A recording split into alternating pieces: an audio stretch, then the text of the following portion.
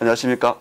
저기 리버티 코리아 포스트 나지훈 기자입니다. 네, 오늘 또 임수환입니다. 예, 우리 임수환 국장님하고 저희 대한민국과 경제 민주주의 책 세 번째 시간입니다. 네. 예, 오늘은 지난 시간에 이어서 마르크스주의 전통에 대해서 한번 말씀해 주셨으면 좋겠습니다. 예, 그 지난 시간에 자유주의 전통에 대해서 이야기했고 주로 영국을 중심으로 이야기했는데 영국에서 자본주의라는 것이 제일 먼저 인류 역사상 처음으로 발달을 했죠. 그래서 산업화가 이미 19세기 중반에 이미 산업사회로 들어가는데 그 당시에 영국에 가서 관찰했던 학자가 칼 마르크스입니다. 그래서 자본주의 사회에서 노동자들이 이 생활이 불안정하고 또 여러 가지 사회적으로 차별을 받고 이런 문제에 대해서 이제 유심히 관찰을 하면서 나름대로 그 원리를 이 사람이 이제 생각을 했습니다. 그래서 이제 이 자본주의 사회에서 소유 관계가 사유재산론에 의해서 이제 그 산업 자본주의의 그 생산수단을 자본가들이 소유하고 있기 때문에 노동자들은 무산자로서 자기 임금을 받고 노동을 파는 이런 상태로 가면서 자본주의라는 것이 점점 더 자본가들은 생활이 가난해져서 생존만이 간신히 유지되게 되고 자본은 점점 더 집중돼서 대자본들이 나와서 이제 산업 자본주의가 건설된다 이런 이제 경제학적인 이론을 이 사람이 만들었습니다. 그것이 이제 자본론이라는 책으로 출간이 됐는데 그런 이 양반이 이제 그런 자본주의가 가지는 그런 메커니즘, 노동자와 자본가가 가지는 기본적인 소유관계 차이 때문에 그러한 귀결로 갈 수밖에 없다는 그런 메커니즘을 발견한 것은 아주 훌륭한 발견이었죠. 그래서 많은 사람들한테 영향을 줬습니다. 선문도 그 영향을 받았고요. 그래서 선문은 그렇게 자본가에게 자본이 소수에게 집중이 되고 노동자는 계속해서 이제 슬픈 삶을 사는 이 상태가 계속되면은 계급 전쟁이 일어나서 공화국이 유지가 안 되니까 그것을 막기 위한 조치를 취하게 된 것이 바로 막스의 이론을 보고서 그런 생각을 갖게 된 거죠. 그런데 이제 막스는 그거를 소문처럼 생각하지 않고 이거는 누가 인위적으로 또 정책적으로 막아서 되는 일이 아니다. 이거는 하나의 그 물질 세계에서 일어나는 자연 현상의 법칙처럼 일어나는 거기 때문에 불가결한 결과로 치닫게 된다. 그래서 결국은 계급 혁명이 일어나고 그렇게 해서 이제 자본주의가 붕괴할 것이다. 그러니까 자본주의는 어마어마한 성공을 했는데 말하자면 옛날에 그 제3계급으로 아무 이름 없이 살던 사람들 중에 일부가 자본가가 되고 그 과정에서 분업이 발달하고 기술이 발달하고 해서 생산력이 어마어마하게 발달을 하는데 생산력이 이제 굉장히 발달하면서 기업도 규모가 커지고 기업이 규모가 커지면서 기업이 사회화된다 이거죠. 기업이 단순히 개인의 것이 아니라 이제 사회적으로 영향을 엄청나게 미치는 그런 규모가 되기 때문에 결국은 이 모순 생산력은 발달했는데 발달해서 기업의 규모는 사회화될 만큼 커져 있는데 소유는 여전히 개인의 소유로 돼 있다. 그러니까 이 사회화, 자본의 사회화와 소유권의 개인적인 소유권 사이의 모순에 의해서 자본주의는 망한다. 붕괴한다. 이런 이제 예측을 했어요. 예측을. 그런데 사회과학에서 예측이 맞는 일은 거의 없거든요. 그런데 아무튼 이 마르크스라는 사람은 이제 그거를 과감하게 예측을 했고 그 이론을 더 연장을 해서 이제 정치 분야에까지 들어와서 아까는 경제적인 메커니즘에 대해서 설명을 했는데 이제 그런 정치적인 부분에 대해서도 어느 정도 설명을 했어요. 많이는 하지 못했는데 이렇게 이제 생산력과 생산 관계 사이, 소유 관계와 생산력 사이에 괴리가 일어나서 이제 붕괴가 될 때 노동자들이 이제 정치 권력을 차지하고 프롤레타리아 독재를 거치면서 이제 사회주의 경제를 건설하면 개인이 소유하고 있던 생산 수단을 사회화할 수 있다. 소유 구조를 사회화할 수 있다. 이런 이야기를 했어요. 그러니까 노동자들이 단순한 기계의 부속물이 아니고 네. 이제 주인이 되는 거죠. 그렇죠. 그런데 마르크스가 이야기할 때 이제 이 사회주의 경제라는 건 그 당시에 자기 머릿속에만 있었지 실제로 없는 상태에서 머릿속에 상상을 한 거잖아요. 그러면서 그러면 다수가 어떻게 주인이 되느냐, 사회화된 자본에 대해서 어떻게 다수가 주인이냐 했을 때 이제 어떤 이건 집단주의적인 소유권을 생각을 했어요, 이 사람이. 그래서 이제 국유화라든가 사회화, 생산수단의 사회화, 국유화 이런 걸 생각을 했어요. 그리고 더 구체적으로 이것을 어떻게 정치적으로 운영을 할 것인지, 권력 현상을 어떻게 할 것인지까지는 알 수 없었어요. 마르크스는. 그런데 어쨌든 그 사람이 생각한 이 경제적인 재화를 어떤 소수가 소유하고 있는 게 아니라 전체가 공동으로 소유를 하고 공동으로 혜택을 받는다는 것은 경제적 민주주의의 개념이라고 볼 수 있어요. 우리가 경제적 민주주의라는 걸 지금까지 이야기를 해온 것이 이 경제의 어떤 그 혜택을 재분배해서 모든 사람이 혜택을 누리게 한다든가 또는 경제적인 결정에 있어서 나도 참여한다든가 이런 것들이었잖아요. 그런 의미에서 마르크스가 얘기한 사회주의라는 것도 경제적 민주주의의 한 종류라고 볼 수 있어요. 과격한 방법의 경제적 민주주의죠. 그런데 이제 이 마르크스는 그런 이론을 가지고 국제공산주의 운동을 지도를 하다가 죽었어요. 죽고 그 다음에 이제 차세대 지도자들이 나와서 이제 경쟁을 하는데 마르크스가 이야기하기를 이제 자본주의 경제는 멸망을 하고 사회주의가 온다고 했는데 도대체 우리가 그러면 어떻게 처신해야 되냐? 노동자들이 이렇게 많아졌고 이제 산업화가 돼서 그런데 이 노동자들이 그럼 노동조합을 결성을 하고 선거권을 획득을 해서 그 다음에 의회의 다수당이 됐어. 사회민주당이 다수당이 돼가지고 집권을 해서 차츰차츰 이제 일부 산업, 중요 산업을 국유화하고 이런 식으로 해나갈 수 있는 것이냐. 그런 생각을 한 게 이제 독일의 카우츠키라는 사람은 그렇게 생각을 했어요. 그러니까 독일이 그 당시로선 이제 영국이 제일 먼저 산업화를 했지만 그것을 독일이 따라잡아서 영국보다 더 산업 생산력이 이제 커지는 게 19세기 말이죠. 정밀 기계가 발달되고 하는. 예, 그리고 인구 규모가 크고 그래서 러시아에서 볼 때는 러시아는 아직 농업 국가였고 러시아에서 볼 때는 독일이 산업 선진국이었어요. 그래서 그리고 이제 이웃하고 있으니까 이제 독일에서 사회주의 혁명이 일어나느냐 마느냐가 러시아 운명을 결정하는 그런 거예요. 레닌은 러시아라는 농업 국가에서 공산주의 혁명을 일으켜서 집권을 했지만 사실 자기네들은 공산주의를 할 기반이 돼 있질 않았어요. 막스가 얘기하는 거는 자본주의 사회, 특히 산업 자본주의의 거대한 그 생산력을 갖춰야 그 기술력을 갖춰야 사회주의로 갈 수 있는 건데 자기네들은 농업 국가니까 이 사회 공산주의 운동을 미리 해놨단 말이에요. 그래서 이제 레닌은 그거를 또 자기 나름 정당화하는 제국주의론이라는 걸 만들어서 유표를 시켰어요.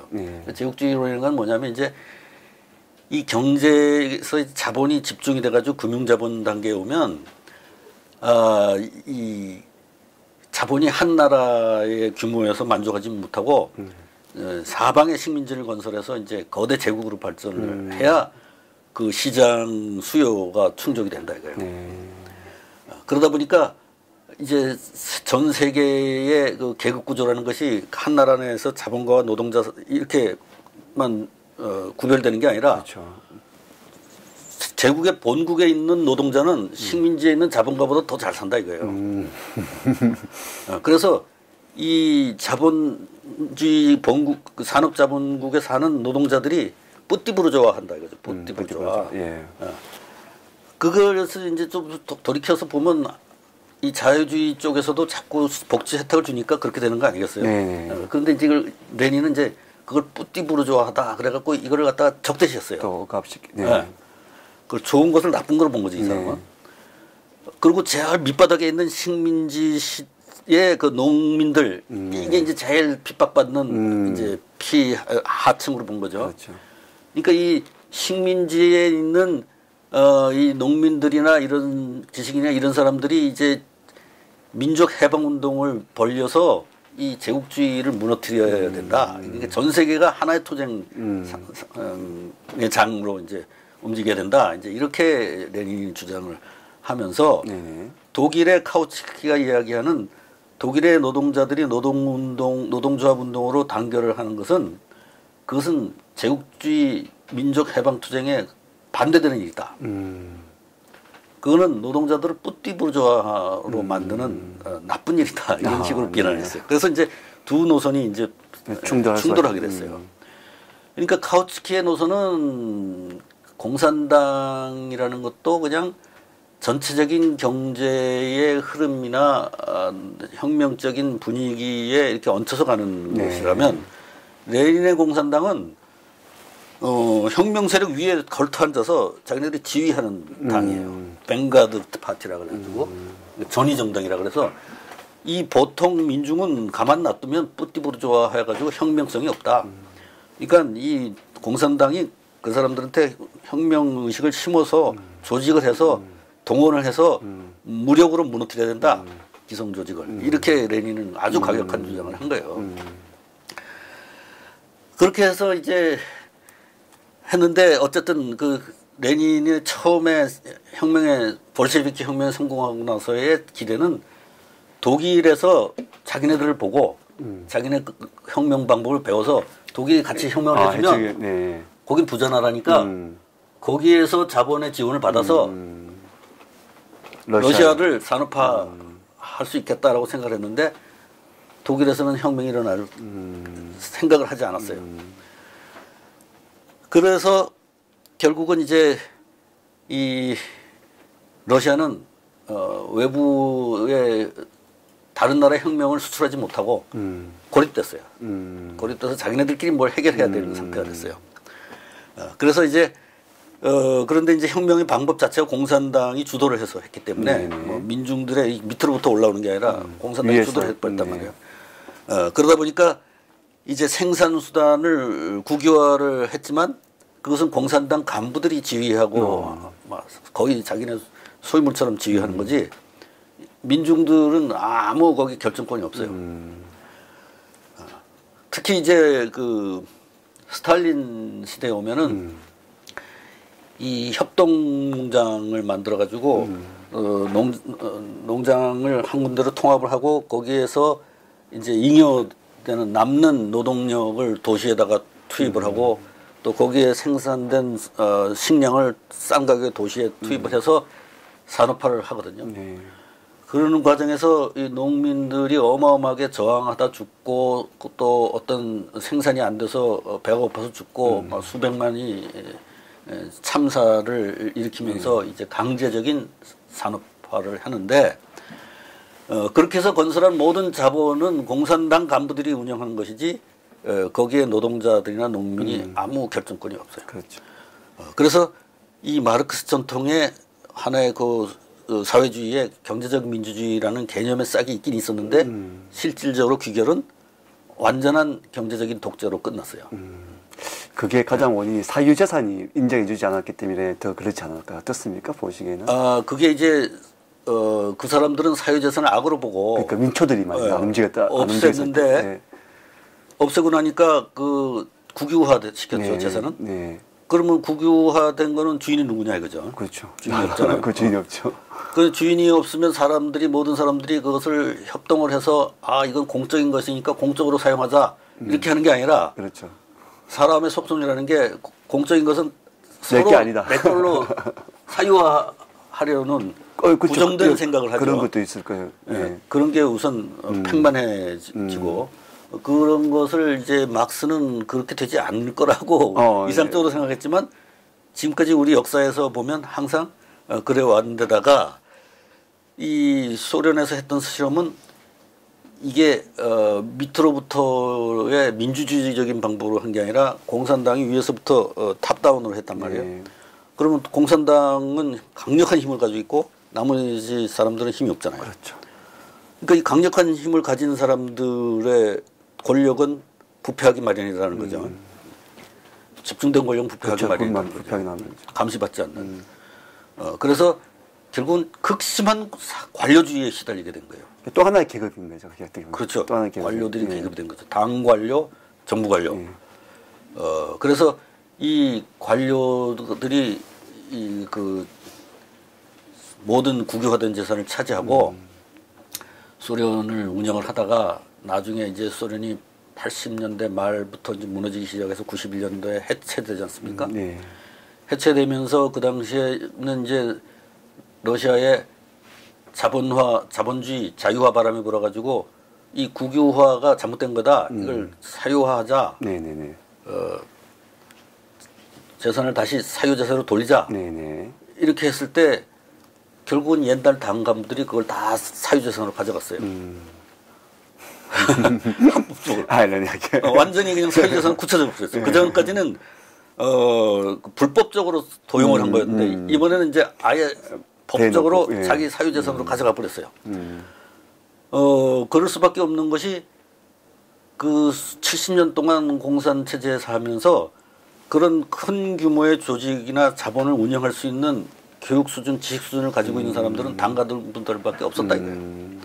다른 사람들은 생각도 할 수 없는 상태로 아주 무지해지는 거죠. 민중들이 무지해지면서 이제 더 민주주의적인 일을 할 수가 없는 그런 상태로 소련의 70년 실험이 비참하게 끝난 거죠. 그래서 이제 이 마르크스 전통은 막스의 어떤 머릿속에서 또 그 사람이 쓴 책을 보고 따르던 사람들에 의해서 추진됐지만 결과적으로 경제적 민주주의가 실현되지 않았어요. 실패했죠. 지금 이제 말씀 듣고 보면 제가 생각해요. 예전에는 저희가 이제 마르크스, 막스주의라고 했는데 요 근래에 보면 마르크스와 레닌을 같이 해서 마르크스, 레닌이라고 이렇게 많이 하는데 그게 어떤 공통점, 아까 말씀드린 정치적인, 경제적인 것, 정치적인 이런 부분이 붙어서 그렇게 된 건가요? 요즘 보니까 마르크스, 레닌 이렇게 같이 붙여서 많이 쓰더라고요. 그게 마르크스의 사상의 어떤 사회개혁적인 부분을 실제로 정책적으로 실현을 하는 것은 이제 레닌의 그 정치적인 지도력에 의해서 된 거니까 막스 레니니즘에 의해서 이제 공산주의 진영은 다 그렇게 지도를 받았다고 보면 됩니다. 그래서 북한도 마찬가지 받았는 거예요. 맞습니다. 그래서 제가 그 부분에 요즘 이 용어 정리에 대한 개념이고 그것도 상식적으로 알아놔야 될 것 같아서 한번 여쭤봤습니다. 그러니까 주로 이제 경제나 사회학에서는 주로 막스를 많이 이야기를 하고 막시즘이라고 얘기하고 정치적인 부분은 마르크스는 그렇게 뚜렷하게 어떤 대책을 제시하지 않았어요. 오히려 레닌이 그렇죠. 레닌이 혁명을 성공시키고 볼시비키를 운영하는 그 기본적인 모델을 다 레닌이 만든 거죠. 그래서 이제 소련이 나중에 그 고르바초프의 실험 이후에 공산당을 무너뜨리는 걸로 작정을 했을 때 소련 사람들이 결국 그 레닌의 동상을 쓰러뜨리는 이유가 결국 그 귀책 사유는 레닌으로 간다 이렇게 된 거였죠. 레닌이 디자인한 거였으니까.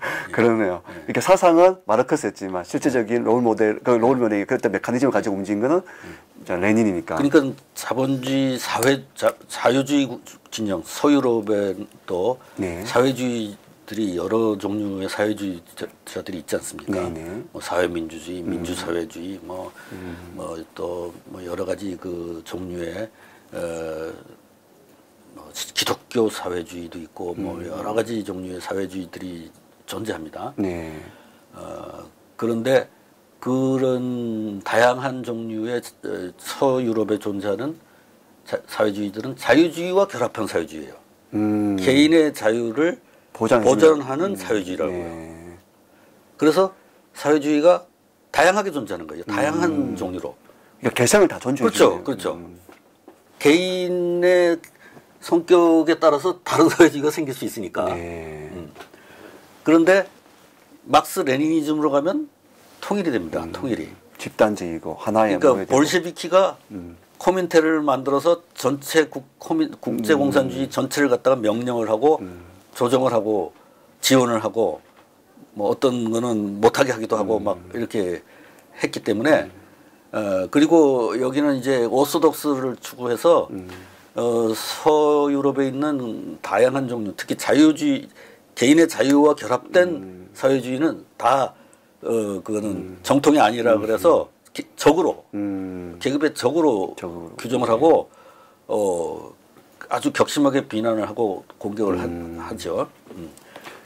그래서 붉은 깃발 안에 다 모여라 이렇게 되는 그런 그렇습니다. 같습니다. 네. 예. 그래서 이제 우리 북한에 있는 조선노동당 사람들도 남한에 있는 사람들 중에 이제 좌파 사람들하고 협력을 하는 것 같다가도 어떨 때는 막 공격을 하죠. 네네네. 격심하게. 네네. 그런 게 이제 그 막스 레닌의 전통에서 나온 볼셰비키 전통이라고 봐야죠. 그러니까 이제 볼셰비키 전통이라는 거는 굉장히 비민주적이고 독재적이고 그리고 그 뭐라 그럽니까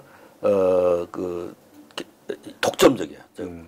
이념의 독점 성향이 강해서 차이를 인정하지 않고 획일적이죠. 그래서 결과적으로 전체주의 사회를 만들어내요. 그렇죠. 맞습니다. 그 전체주의. 결과적으로 그거를 자기들은 평등을 하지만 우리가 볼 땐 전체주의로 만들어. 그렇습니다. 그 전체주의를 만들어내고 그 전체주의에서 이제 전체주의가 되면서 이제 시민사회에 있는 개인의 자유라는 건 완전히 다 파괴돼 버리고 이렇게 되기 때문에 나중에 그 공산당이 물러간 이후에도 민주주의적인 힘이 회복이 되지 않는 그런 아주 처절한 실패를 가져오는 게 이제 마르크스 전통의 결과를 보면 그렇게 돼 있어요. 그런데 이제 그 당시에 20세기 초반에 활동했던 조수왕이나 또 손문이나 이런 사람들도 그거를 염려하고 있었어요. 이 마르크스 전통의 그런 획일적인 성향이 아주 나쁜 영향을 미칠 가능성이 많다. 그래서 경계를 하고 개인의 자유주의와 결합된 사회주의 쪽으로 가는 거예요. 그리고 그래서 계급투쟁을 피하려고 그랬던 거예요. 계급투쟁을 피하려고. 그런데 이 마르크스 전통은 계급투쟁을 해야만 평등에 갈 수 있다고 생각했기 때문에 계급투쟁을 아주 중시했어요. 모든 것에서 가장 중요한 부분이 계급투쟁이라고 생각했습니다. 그런데 계급투쟁을 하면서 사회는 회결화돼요. 그러니까 지금 와서 보니까. 그렇죠. 그리고 결과론적으로. 개인의 자유는 완전히 억압되고. 그래서 그 계급 투쟁을 해야 된다고 생각하는 유파와 계급 투쟁을 해서는 안 된다고 생각하는 유파. 이 두 개가 크게 우리가 의미 있게 분류할 수 있는 분류다라고 생각을 해요. 그래서 우리나라의 역사에서도 계급 투쟁을 적극적으로 해야 된다는 파가 북한을 세웠고 계급 투쟁을 피하겠다는 많은 정파들이 모여서 남한을 세웠다. 이렇게 볼 수 있다 이거죠. 그게 이제 아주 뭐 역사, 정치, 뭐 세계사, 뭐 아주 뭐 이렇게 아우러서 설명해 주셔서 너무 쉽게 이해가 됩니다. 너무 감사합니다. 지금 마르크스주의 전통 그 다음 차트에는 중경 전통인데 여기까지 할까요 오늘? 중경 전통까지 하시죠. 이 중경 전통은 사실 어떻습니까? 이게 저는 좀 생소한, 제 솔직히 생소한 단어인데 이건 뭐 어때 박사님께서 만드신 거예요? 제가 만든 거예요. 우리 이제 중경은 지금 중국에서 충칭이라고 하는 도시죠.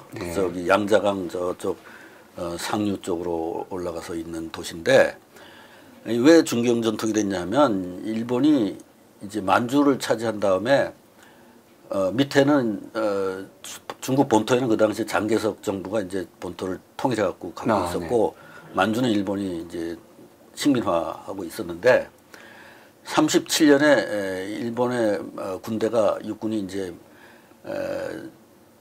상하이 중경을 공격을 합니다. 남경을 난징. 난징. 그 당시까지는 장개석의 국민당 정부의 수도가 남경에 있었어요. 중국말로 난징이고 우리말로 남경에.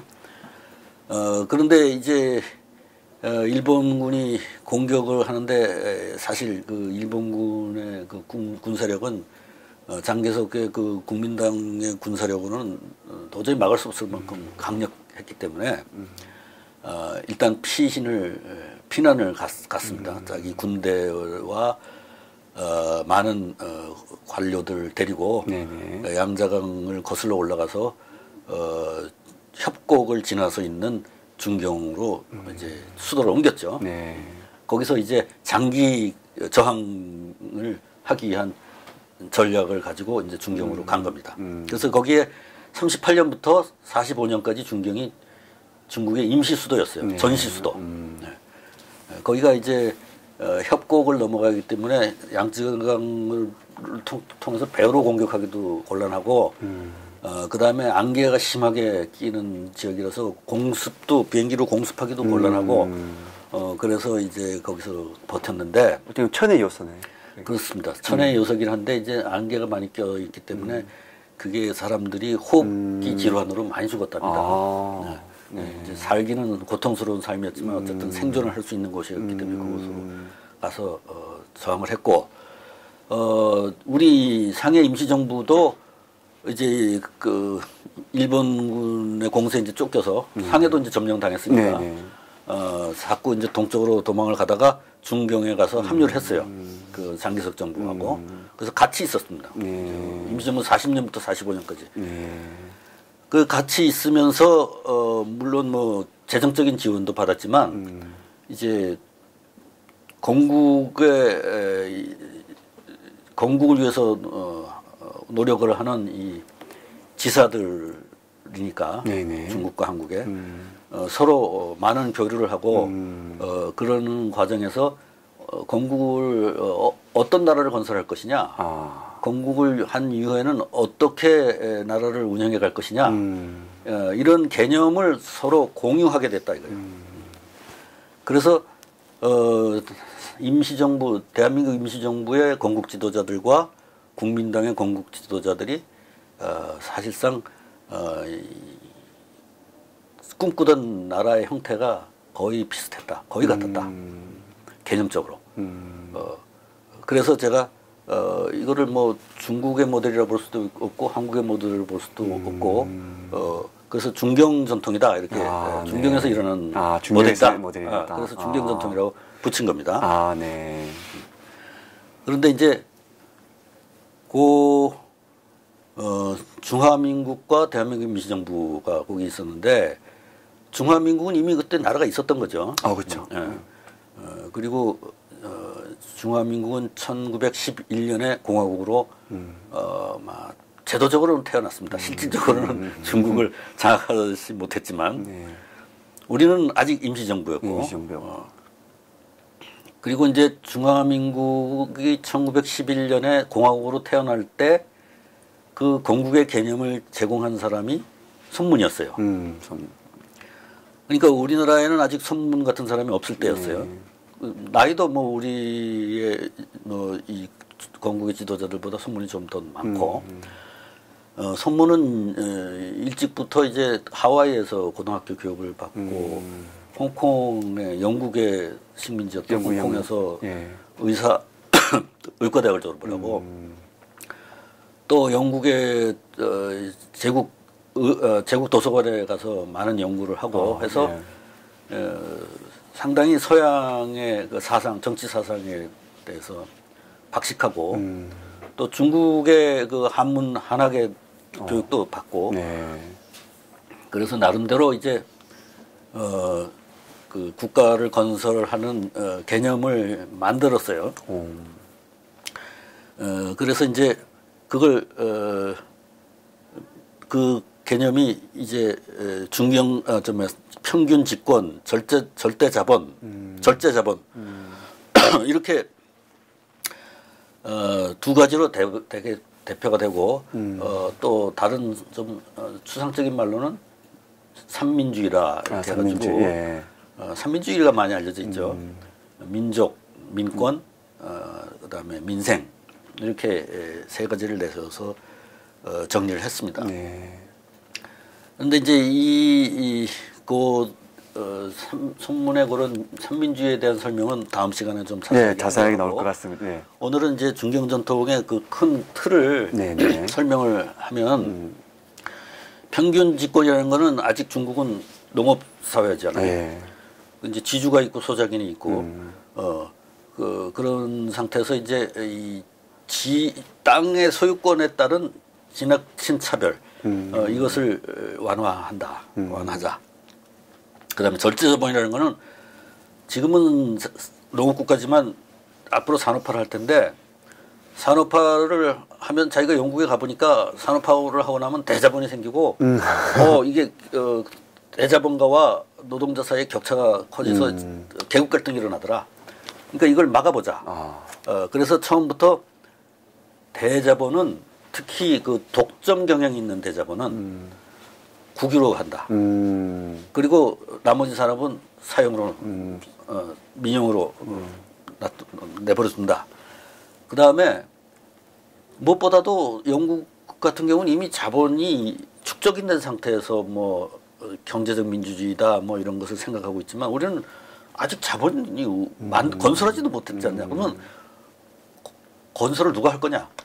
그걸 민간에게 맡기기에는 너무 이건 다급하니까 국가가 직접 투자를 해서 자본을 건설한다. 그것도 역시 국영기업이 되는 거죠. 그렇게 하는데 자본을 국가에서 건설을 하려면 어디에선가 자본을 투자할 기금이 있어야 되는데 그게 영국 같은 데서는 농촌에서 생긴 자본을 도시에다가 갖다가 투자를 했다 이거죠. 소련도 마찬가지로 그렇죠. 농촌의 걸 도시에다 투자를 했는데 그렇게 하려면 농촌의 잉여를 도시로 빼내와야 되니까 농촌의 농민들이 오랫동안 가난하게 살아야 되는 거예요.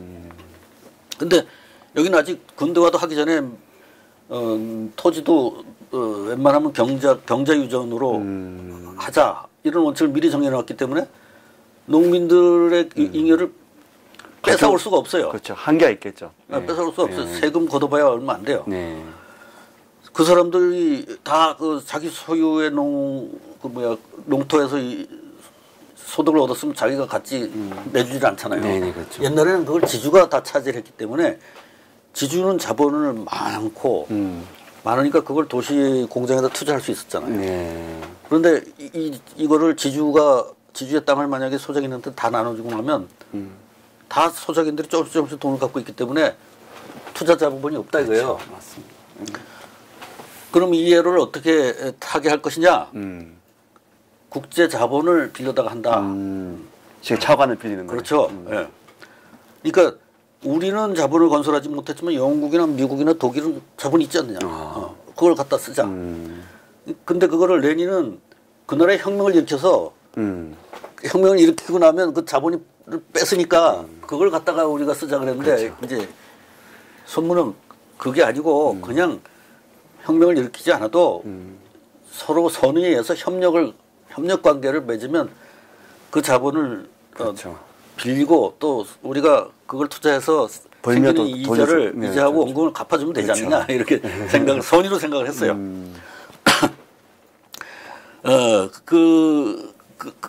그래서 이제 그런 농촌을 착취하지 않고 도시의 자본을 축적하는 방법 그리고 그 방법으로서 국제 자본을 해외 자본을 빌려다가 하는 방법을 선문은 생각을 한 거예요. 그러니까 이게 무슨 누가 이론적으로 그게 가능하다고 이렇게 말을 해서 선문이 그걸 구상을 한 건 아니에요. 자기 나름 뭐 막스도 읽고 뭐 또 그 많은 자유주의 사상가들 뭐 로크도 읽고 루스도 읽고 뭐 많은 책을 읽어보고 나서 혼자서 구상을 해본 거예요. 구상을 해서 자기는 그렇게 이제 하는 게 낫겠다. 왜냐하면 농촌을 막 착취를 하면은 이제 또 거기 그 계급 갈등이 일어나고 그러면 사회가 불안정해지고 혁명이 일어나고 하면은 많은 사람이 죽고 이걸 피해야 되겠다고 생각을 한 거죠. 근데 이제 그러한 생각을 우리나라의 그 임시정부의 지도자들이 1941년에 건국강령이라는 걸 발표를 하는데 네. 건국강령은 이제 건국의 계획이에요. 네네. 그 건국의 계획을 직접 초를 잡은 사람이 조수왕이에요. 네, 조수왕이 잡은 초를 거의 이제 뭐 토론을 거쳐서 이제 그대로 통과된 건데 조수왕이 그 건국강령에다 써놓은 게 손문인의 생각하고 거의 같아요. 그러니까 토지와 대생산기관은 국유로 하고 그리고 농토는 분배해서 경제유전으로 한다. 그러니까 국유인데 어떻게 경제유전이 되느냐. 이게 좀 모순되게 들리는데 우리한테는. 근데 이제 그 당시에는 이 유학자들 입장에서는 국유라는 것이 이제 왕의 것이다라는 것과 비슷한 그런 모호한 관념으로 했기 때문에 결국은 아무튼 경제유전이라는 것. 그러니까 땅에 대한 그 어떤 소유권보다는 경작자가 땅을 가지고 생산을 하고 자기가 그 소득물을 자기가 차지한다. 이런 개념으로 생각을 했어요. 그리고 대생경산기관도 국유로 하고 또 정부가 나서서 산업건설을 한다. 똑같아요. 저기 손문의 생각하고 또 모자라던 자본은 해외 자본을 빌려다가 쓴다. 그러려면 국제협력주의로 가야 된다. 똑같아요. 그래서 사실상 이건 같은 건국 개념이다. 적어도 경제적으로.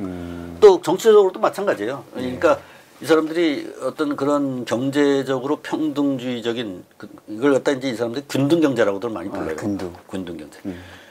균등경제를 한다고 해서 정치적인 자유가 필요 없다고 생각하지 않았고 의회주의라든가 개인의 자유라든가 법치주의, 헌정질서 다 받아들였어요. 그러니까 우리가 첫째 시간, 둘째 시간에 얘기한 것처럼 정치적 민주주의를 해치는 경제적 민주주의가 아니고 정치적 민주주의를 보완하는 경제적 민주주의로 구상을 한 거예요. 그러니까 손문이나 조선이나 똑같았어요. 그래서 요 세 번째 항에 보면 이제 이 건국강령에 들어가 있는 구절이며 이게 이제 건국강령에서 앞으로 건국하는 대한민국의 경제 제도는 이렇게 구상을 한다 하고 조상이 쓴 건데 한번 읽어볼게요. 제가 토지 소유권 제한과 여기. 국민 각계의 균등 생활을 확보함과 민족 전체의 발전과 국가를 건립 보위함에 연한 관계를 가지게 한다는 원칙. 이게 이제 경제 원칙이에요. 좋은 말. 말하자면 국민 각계가 균등 생활을 확보한다. 이거는 이제 경제적 민주주의를 얘기하는 거예요. 그러니까 처음부터 기본적인 삶을 생존을 보장한다. 나라가 누가 굶고 이런 상태로 우리가 경제 건설을 하지 않는다. 처음부터 모든 사람은 기본적인 생활을 영위하는 상태에서 한다. 그 다음에 두 번째 민족 전체의 발전과 국가를 건립 보위하며 연한 관계를 가지게 한다. 이 말하자면 민족 경제를 일으키기 위해서 산업 건설을 하는 국가적인 프로젝트로 산업 건설을 한다. 그런 얘기예요. 저기 평등이란 말보다 균등이란 말이 참 와닿습니다. 균등이라고 했어요. 저는 요즘 하도 이 단어의 왜곡이 심한데 평등보다는 저는 균등이라고 했으면 좋겠어요. 이 균등이라는 말은 이제 우리나라 건국 초까지도 계속해서 썼던 얘기예요. 최근에 와서 별로 안 쓰는 분이 있는 말인데 지금 이제 평등이라는 말을 자꾸 쓰죠. 그건 아마 이제 그 영어의 이퀄리티를 번역을 해서 아마 평등을 쓰는 것 같은데 이때까지는 균등을 주로 썼어요. 저 균등이 와닿았습니다, 사실. 이게 아마 좀 유교적인 개념인 것 같아요. 그래서 와닿을 수도 있겠네요. 그 다음에 이제 마지막 요 부분 한번 읽어보세요. 토지 소유권 제한과 사적 자본에 대한 규제를 통해 계급 전쟁을 피하겠다는 전략. 요건 이제 삼민주의에서 세운 모토죠. 그래서 계급 전쟁을 피하겠다는 것이 기본적으로 중경전통의 기본적인 전략이다. 그거는 조상의 삼균주의에서도 마찬가지다. 그러니까 중화민국과 대한민국은 똑같이 계급 전쟁을 피하기 위해서 경제적 민주주의를 도입한 그런 사례다 이거죠. 박사님 죄송한데 뒤시간에 나오겠지만 좀 전에 말씀드린 그 삼균에 대해서 한 번만 말씀해 주시죠. 삼균을 듣고 이게 뭐지 이렇게 얘기하시면 좋겠어요. 선문은 이제 삼민주의를 해서 민족, 민권, 민생을 했는데 조소왕은 삼균 제도라 그래가지고 정치적 균등, 경제적 균등, 교육적 균등 이 세 가지를 이야기했습니다. 그런데 그래서 이 세 가지가 사실상 이 건국강령에 그대로 나오고 지금 현재 우리나라 헌법에도 이제 그게 반영되어 있는데 조소왕이 말하는 정치적 균등은 민주주의를 얘기하는 거예요. 이게 선문이 얘기하는 민권과 같은 거예요. 그 다음에 조소왕이 얘기하는 경제적 균등은 선문이 얘기하는 민생과 같은 거예요. 그 다음에 이 교육의 균등, 조소왕이 얘기하는 교육의 균등은 상민주의에 없는데 실제로 중화민국의 헌법에 보면 교육의 균등 문제가 들어가 있어요.